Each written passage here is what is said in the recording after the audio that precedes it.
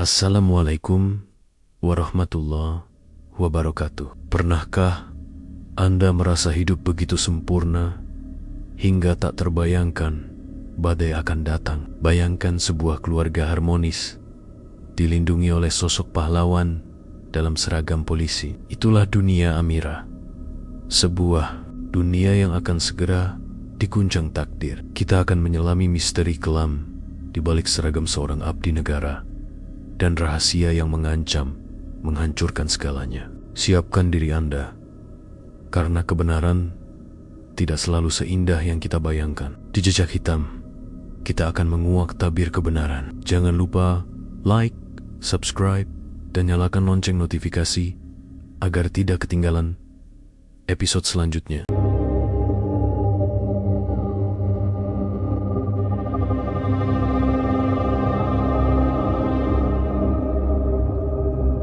Langit di atas perumahan Gria Kencana mulai diwarnai sapuan kuas jingga. Di salah satu rumah bercat putih gading yang paling rapi di blok itu, aroma wangi teh melati menguar dari dapur, berbaur dengan tawa kecil seorang anak laki-laki.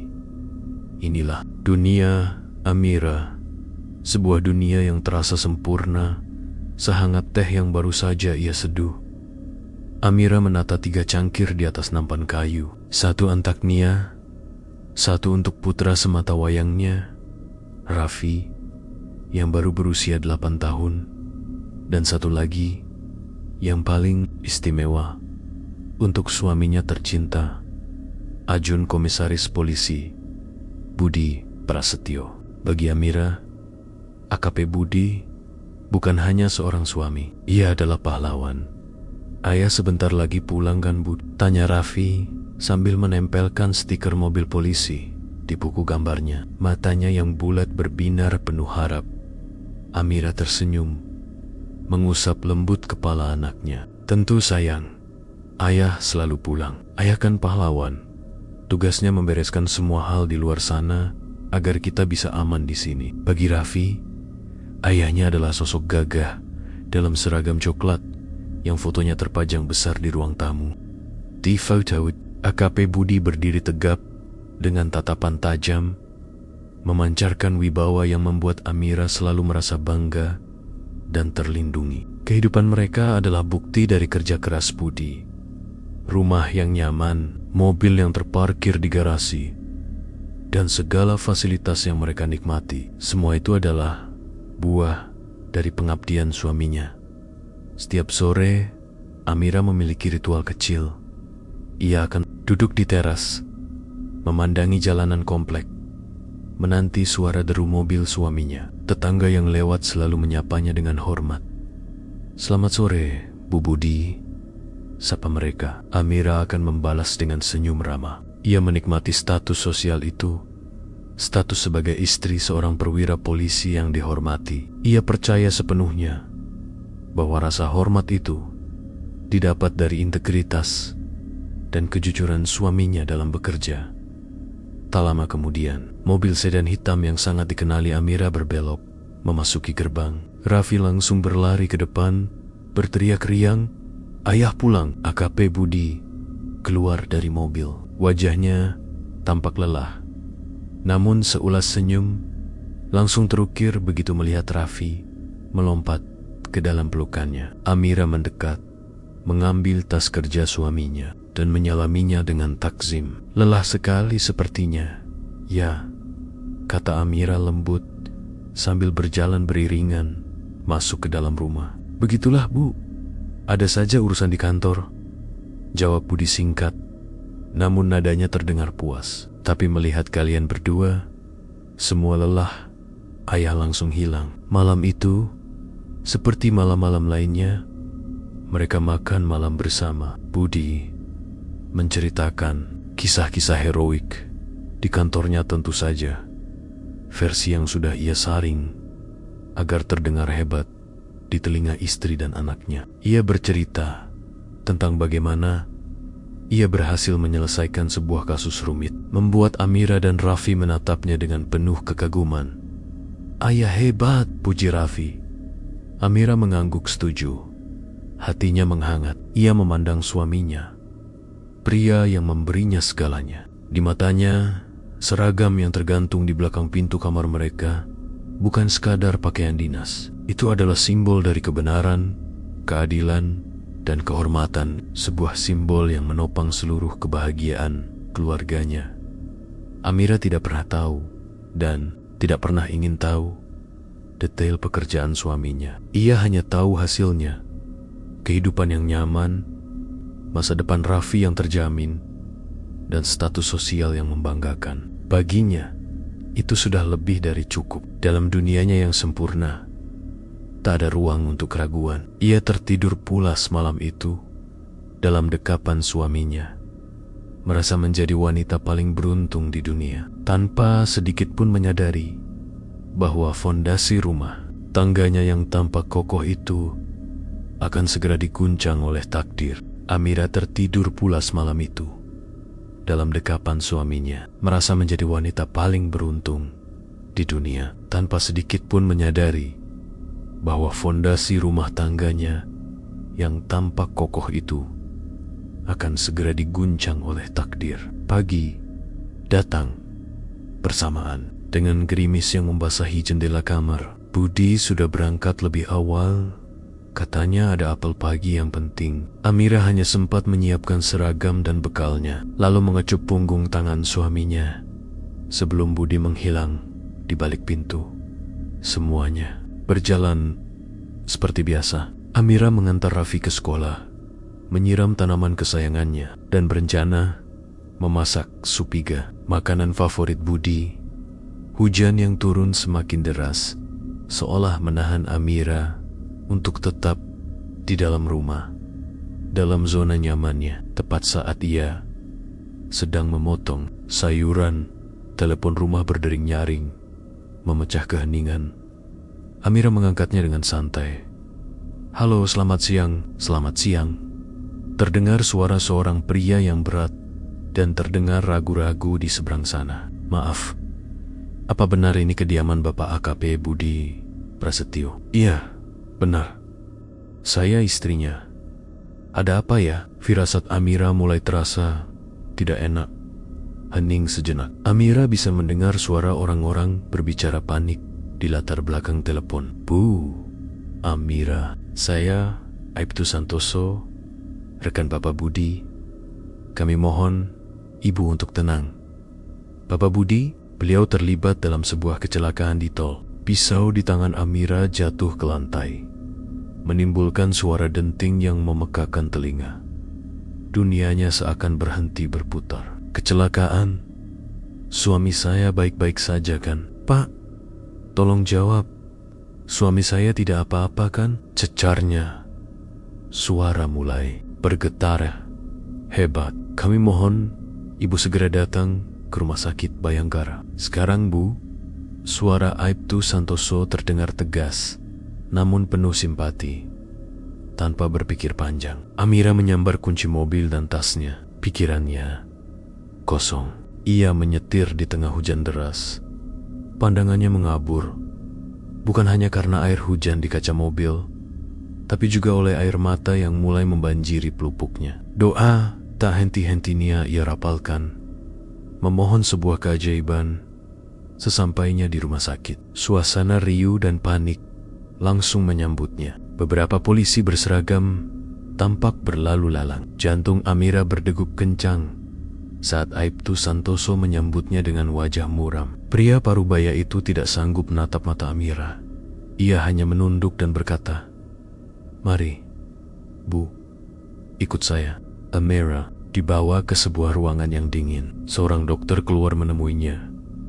Raut wajahnya menyiratkan penyesalan yang mendalam. "Ibu Amira, kami sudah berusaha semaksimal mungkin, tapi cedera yang dialami suami Ibu terlalu parah. Atas nama rumah sakit, kami menyatakan duka cita yang sedalam-dalamnya."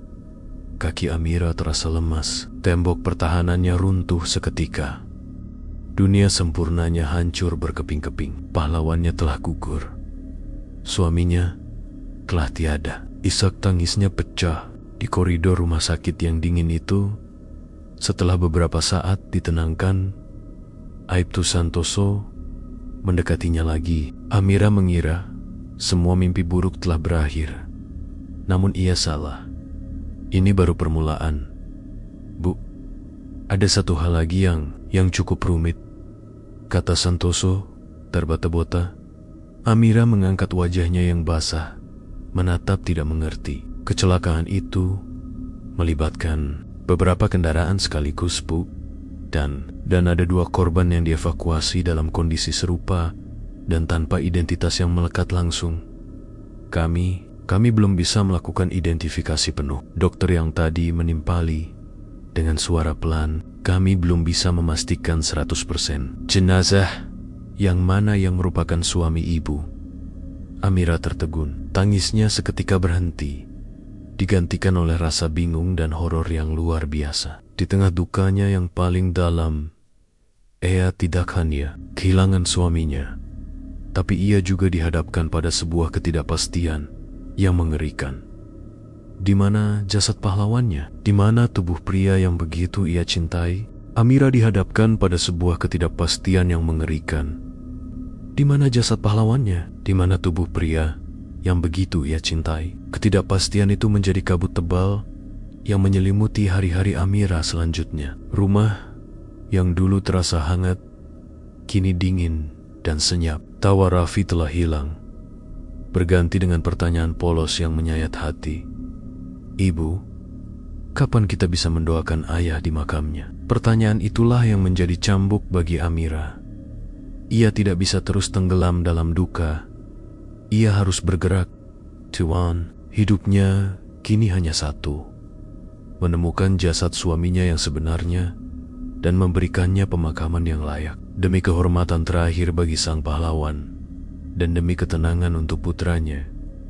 Namun, jalan yang harus ia tempuh ternyata penuh dengan dinding tebal. Proses identifikasi resmi berjalan sangat lambat. Pihak kepolisian yang merasa malu atas insiden ini terkesan menutupi-nutupi dan memintanya untuk bersabar. Di sisi lain, keluarga dari jenazah kedua, seorang warga sipil biasa, juga sama bingungnya. Mereka menatap Amira dengan campuran iba dan curiga, seolah statusnya sebagai istri perwira membuat segalanya menjadi lebih rumit.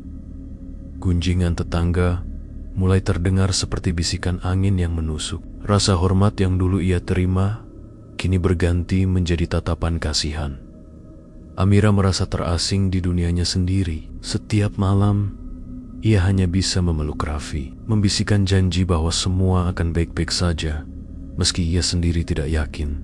Di tengah keputusasaan itu, Amira memutuskan untuk melakukan sesuatu. Ia ingin merapikan barang-barang pribadi Budi, berharap menemukan ketenangan dengan menyentuh benda-benda peninggalan suaminya. Ia membuka lemari pakaian, mencium aroma parfum Budi yang masih tersisa di seragam kebanggaannya. Lalu, ia beralih ke meja kerja Budi yang selama ini tak pernah ia sentuh.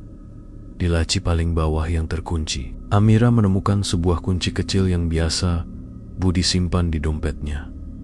Dengan tangan gemetar, ia membuka laci itu. Di dalamnya, bukan tumpukan dokumen dinas yang ia kira, melainkan sebuah map berwarna biru tua yang terselip di bawah album foto keluarga. Tak ada judul di map itu, hanya sebuah nama yang ditulis tangan Gilang. Hatinya berdebar kencang. Ia tak pernah mendengar nama itu dari suaminya. Penasaran, ia membuka map tersebut. Isinya adalah beberapa lembar clipping koran tentang penangkapan seorang pemuda atas kasus narkoba setahun yang lalu. Tertera jelas nama penyidik utamanya, AKP Budi Prasetyo. Ada pula selembar foto pemuda kurus berwajah tirus yang menatap kosong ke arah kamera. Namun, yang paling membuat Amira merinding adalah sebuah buku catatan kecil di dasar map. Itu tulisan tangan Budi, bukan laporan resmi, melainkan curahan hati yang ditulis dengan gusar. Kasus Gilang. Aku tahu ini salah, tapi perintah atasan adalah segalanya demi citra kesatuan. Amira melanjutkan membaca lembar berikutnya. Ibu Lastri, ibunya Gilang, menatapku di pengadilan. Tatapan itu, aku tak bisa melupakannya. Tatapan orang yang terzalimi. Dan di halaman terakhir, sebuah kalimat pendek yang membuat napas Amira tercekat. Tuhan, jika ini adalah sebuah dosa, jangan timpakan pada anak dan istriku, biar aku yang menanggungnya sendiri. Amira terduduk lemas di lantai. Potret yang selama ini ia puja di dalam benaknya perlahan mulai retak. Kepingan-kepingan informasi ini terasa asing dan menakutkan. Ia menatap foto pemuda bernama Gilang, lalu kembali membaca nama Ibu Lastri. Rasa duka atas kehilangan suaminya kini bercampur dengan sebuah firasat dingin yang merayap di punggungnya. Sebuah pertanyaan baru yang jauh lebih mengerikan kini menghantuinya. Siapakah mereka? Dan dosa apa yang selama ini telah disembunyikan oleh pahlawannya? Pertanyaan mengerikan. Itu dosa apa yang telah disembunyikan? Pahlawannya mendorong Amira ke dalam sebuah pencarian yang lebih gelap dari sekadar mencari jasad. Dengan map biru di tangan, ia kini tidak hanya mencari suaminya, tapi juga mencari kebenaran. Seberapapun pahitnya kebenaran itu, ia sadar ia tidak bisa lagi mempercayai institusi yang selama ini ia banggakan. Ia harus berjalan sendirian, bermodalkan alamat dari clipping koran lama. Amira memberanikan diri mendatangi rumah Ibu Lastri. Perjalanan itu membawanya ke sebuah bagian kota yang jauh berbeda dari lingkungannya. Sebuah gang sempit, tempat rame-rama sederhana berdempetan. Di sebuah rumah kecil dengan pintu yang catnya telah mengelupas, ia bertemu dengan Ibu Lastri. Wanita paruh baya itu menatap Amira dengan pandangan lelah, namun sorot matanya menajam. Saat Amira memperkenalkan diri, tidak ada amarah yang meledak-ledak, hanya kepedihan yang hening dan dalam. Jadi, ibu adalah istri dari orang yang memasukkan anak saya satu-satunya ke penjara, kata Ibu Lastri pelan. Suaranya bergetar. Anak saya Gilang. Dia bukan penjahat. Dia hanya seorang kurir, Bu. Kesalahannya hanya satu.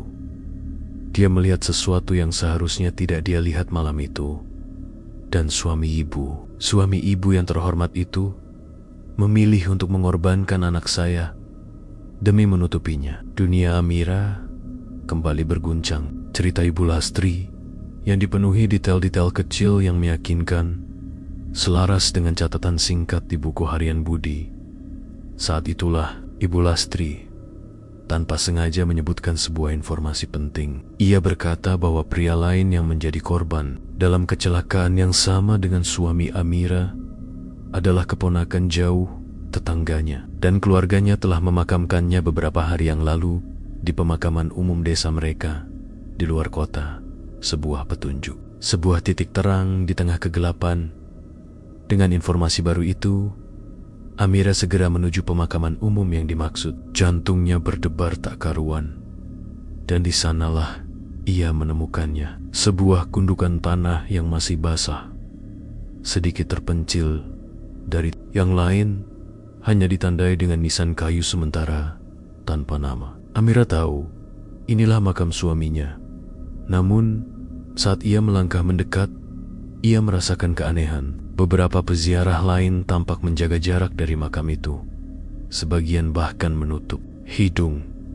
Lalu Amira menciumnya. Sebuah bau yang aneh. Bau busuk yang samar namun sangat mengganggu, yang seolah meruap dari dalam tanah itu. Ini tidak seperti bau tanah basah atau bunga yang layu. Ini adalah bau kebusukan yang tak wajar. Tubuh Amira gemetar. Inikah itu? Inikah azab yang ditulis suaminya dalam buku hariannya? Tepat pada saat itu, ponselnya berdering dari Aibtu Santoso, memintanya untuk segera datang ke kantor polisi besok pagi untuk menandatangani surat serah terima jenazah yang telah berhasil diidentifikasi. Demi menutup kasus ini secepatnya, Amira terduduk di rumput yang lembab, menatap nanar pada makam yang ditolak bumi itu. Semua usahanya telah gagal total. Tujuannya untuk memberikan pemakaman yang terhormat bagi suaminya. kini terasa seperti sebuah lelucon pahit. Ia telah menemukan jasadnya, namun dalam keadaan yang jauh lebih hina. Ia kini tersudut. Di satu sisi, ada tawaran dari kepolisian. Tanda tangani surat, terima jenazah yang salah, berikan pemakaman palsu yang megah, dan kubur semua rahasia ini selamanya. Raffi akan tetap melihat ayahnya sebagai pahlawan. Nama baik keluarga Prasetyo akan selamat. Di sisi lain, ada map biru di dalam tasnya. Cabin, kunci untuk membebaskan Gilang yang tidak bersalah dan memberikan kedamaian pada Ibu Lastri. Namun, memilih jalan ini berarti ia harus menghancurkan sendiri nama baik suaminya, menunjukkan pada dunia dan pada Raffi bahwa pahlawan mereka adalah seorang pendosa. Ia menatap gundukan tanah di hadapannya, lalu memegang erat tas yang berisi bukti kejahatan suaminya. Beban di pundaknya terasa begitu berat, menekan seluruh jiwa dan raganya. Ya Tuhan, bisiknya pada angin senja yang dingin, kehormatan dalam kebohongan atau kebenaran dalam kehancuran. Mana jalan yang harus kupilih? Kehormatan dalam kebohongan atau kebenaran dalam kehancuran? Mana jalan yang harus kupilih? Pertanyaan itu bergema sepanjang malam di benak Amira, membuatnya terjaga hingga fajar. Jalan yang harus dipilihnya ternyata bukanlah sebuah persimpangan, melainkan sebuah tanjakan terjal yang ia tahu harus didaki seorang diri. Ia memandang wajah pulas Raffi, putranya, dan ia sadar warisan terbaik untuk anaknya bukanlah nama besar yang dibangun di atas kepalsuan, melainkan keberanian untuk hidup dalam kejujuran. Pagi itu, Amira tidak datang ke kantor polisi sebagai janda yang berduka. Ia datang sebagai seorang saksi. Langkah mantap yang tidak lagi goyah. Ia menolak tawaran Aibtu Santoso untuk menandatangani surat. Ia meminta bertemu dengan pimpinan tertinggi, dan di hadapan seorang perwira senior yang menatapnya dengan heran, Amira meletakkan map biru itu. Di atas, ini adalah catatan almarhum suami saya, Pak, ucap Amira. Suaranya tenang namun tegas. Di dalamnya ada bukti bahwa seorang pemuda tak bersalah bernama Gilang telah menjadi korban rekayasa kasus. Saya datang bukan untuk menuntut hak saya sebagai istri, tapi untuk menuntut keadilan bagi Gilang dan ibunya. Ruangan itu menjadi senyap. Para petinggi kepolisian terkejut, mencoba membujuknya, mengatakan bahwa ia sedang kalut. Namun, Amira tak bergeming. Ia menceritakan semua yang ia temukan, semua yang ia dengar dari Ibu Lastri. Jika institusi ini tidak bergerak untuk memperbaiki kesalahannya, kata Amira sebagai kalimat penutup, maka saya sendiri yang akan membawa bukti ini ke media. Ancaman itu yang lahir dari keberanian seorang ibu akhirnya meruntuhkan dinding birokrasi. Kasus Gilang dibuka kembali. Kebenaran yang coba dikubur dalam-dalam akhirnya terangkat ke permukaan. Beberapa minggu kemudian, buah dari perjuangan Amira terwujud. Gilang dibebaskan dari penjara.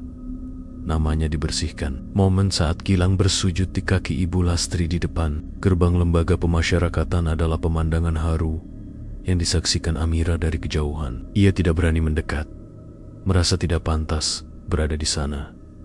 Namun, beberapa hari setelahnya, ia memberanikan diri datang ke rumah Ibu Lastri. Kali ini, ia datang untuk menuntaskan urusannya sendiri. Di ruang tamu yang sempit itu, Amira berlutut di hadapan Ibu Lastri dan Gilang. Saya datang bukan untuk meminta ibu melupakan rasa sakit itu, isak Amira.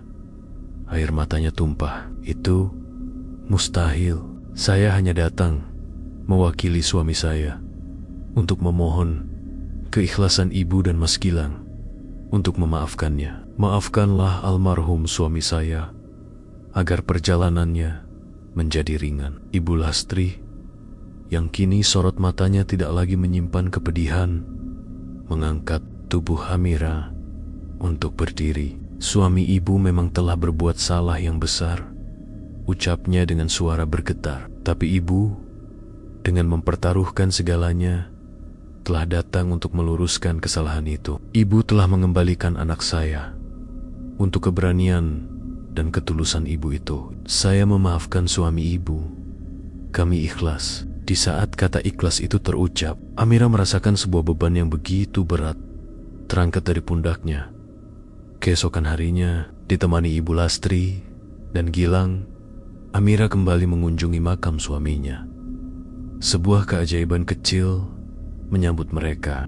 Bau busuk yang dulu menyengat itu telah sirna sepenuhnya. Udara di sekitar pusara terasa segar, dan seekor burung kecil hinggap di dahan pohon Kamboja di dekatnya, berkicau merdu, seolah langit dan bumi telah ikut meridai pengampunan yang tulus itu.